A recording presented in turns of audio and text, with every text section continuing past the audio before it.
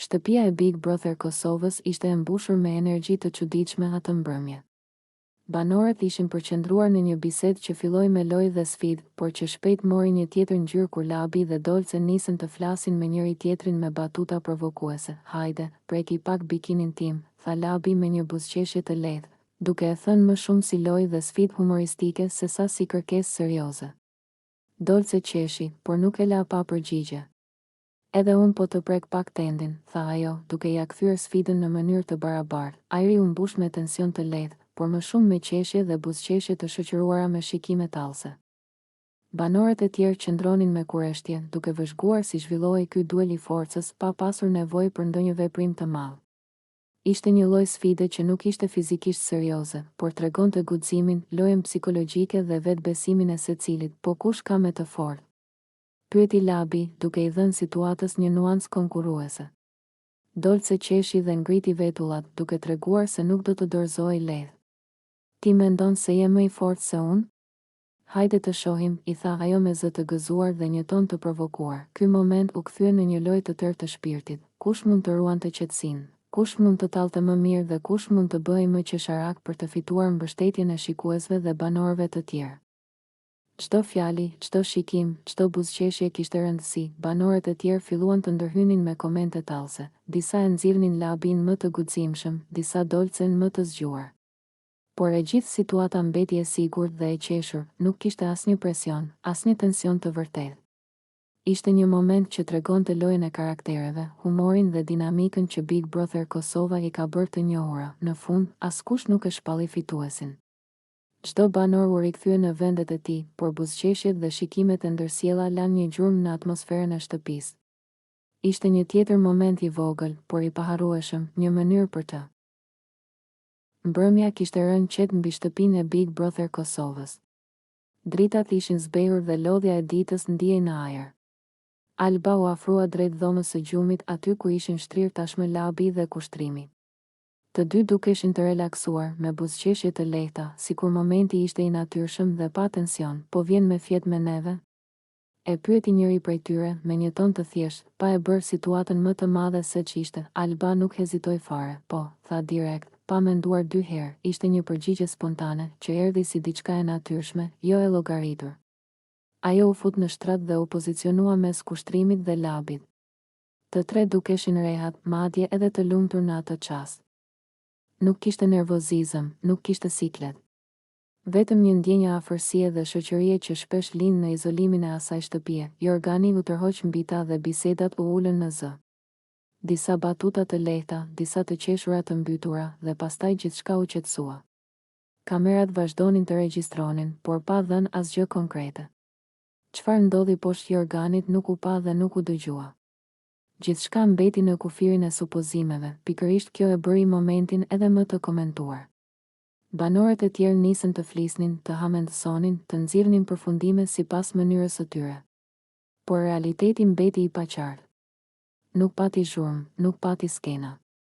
Vetëm tre persona që ndanin një shtrat dhe një moment qetësie. Alba dukej e qetë.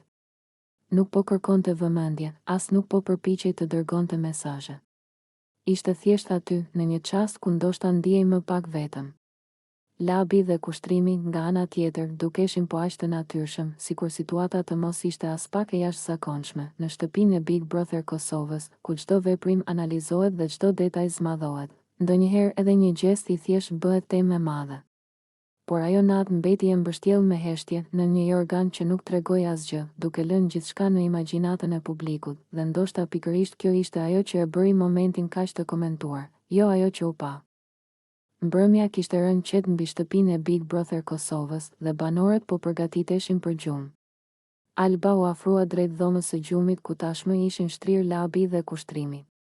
Duke u futur në krevat për trileqe, atmosfera dukej relaksuese dhe banorët buzëqeshnin duke ndarë batuta të lehta pas një dite të gjatë, por pa pritmas, një erë e çuditshme dhe e fortë depërtoi në dhomë.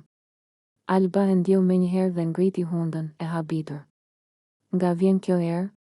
pyeti ajo, duke u përpjekur të mos qeshte dhe njëkohësisht të kuptonte se çfarë po ndodhte. Labi dhe kushtrimi ngritën kokat dhe për një moment heshtja mbuloi krevatin.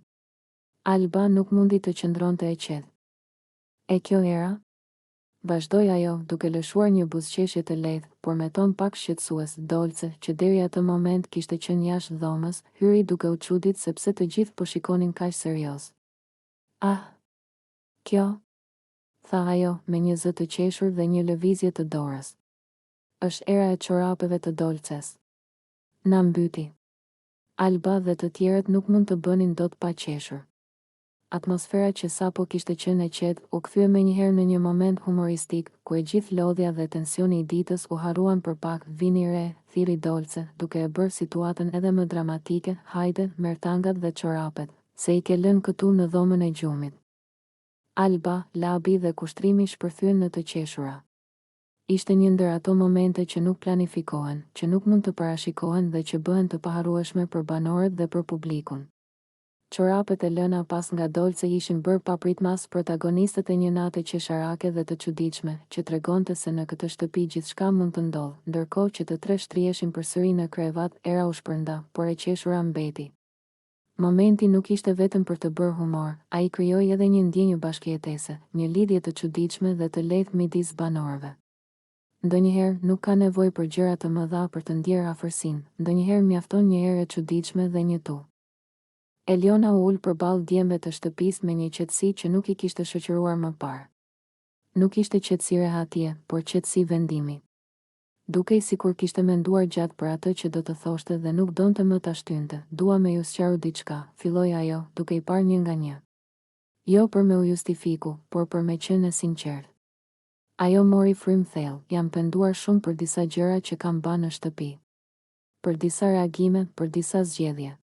Sidomos kur kam leju që ndjenjat me më çun në drejtime që nuk më përfaqësojnë.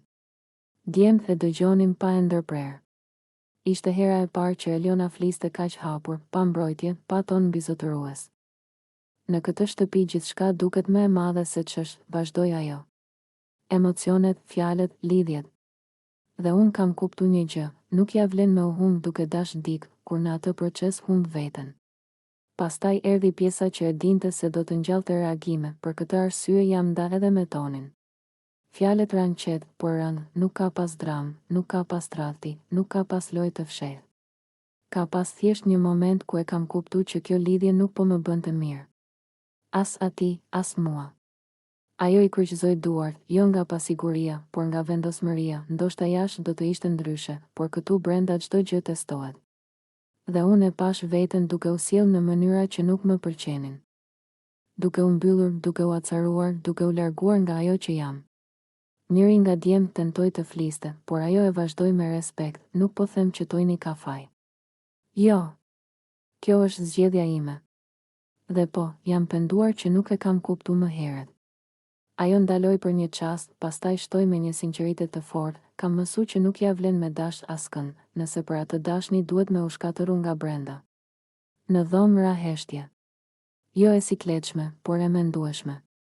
Djemt nuk po dëgjonin thjesht një ndarje, por një reflektim, e kam dash qetësinë time, përfundoi Eliona. Dhe në këtë lojë, qetësia është luks. Por unë e zgjedh. Nuk kërkoj aprovime. Nuk kërkoj mi. Alba rinte ulur në qoshen e oborrit, me shikimin e humbur diku larg, sikur po kërkonte diçka që nuk ishte më aty. Labi u afrua ngadalë, e ndjeu që diçka po e mundonte. Nuk e pyeti menjëherë. E la heshtjen të fliste pak, pastaj Alba pshërti u thellë, aman, o lab. Tha ajo me një zë që mezi mbahej.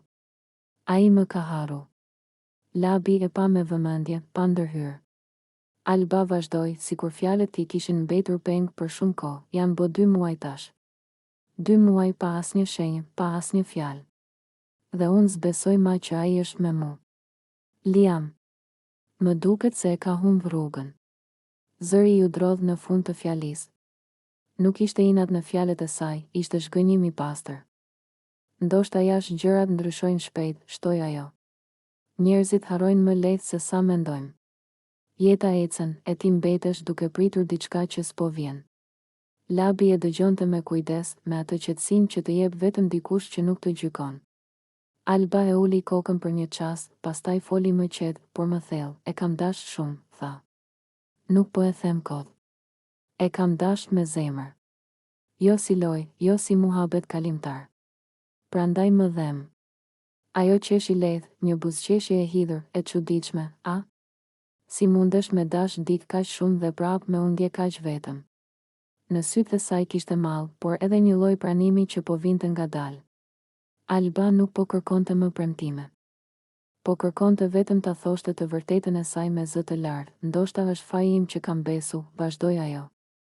Ndoshta kam dash ma shumë se ç'duaj. Po unë kështu jam. Kur dua fort. Labi më në fund foli, me ton të butë, por Alba nuk po priste përgjigje. I mjaftonte që dikush po e dëgjonte, nëse ai vërtet më ka harru, tha ajo në fund, atëherë s'kam çfarë të bëj. Veç me e pranu. Po dashnia që kam pas për të. Ajo ka qenë e vërtetë. Dhe për këtë nuk pendohem. Ajri u mbush me një heshtje të qetë. Jo heshtje dhimbjeje, por heshtje ku fjalët kishin bërë punën e tyre, në shtëpinë e Big Brother Kosovës, ku çdo emocion zbulohet para kamerave. Ky ishte një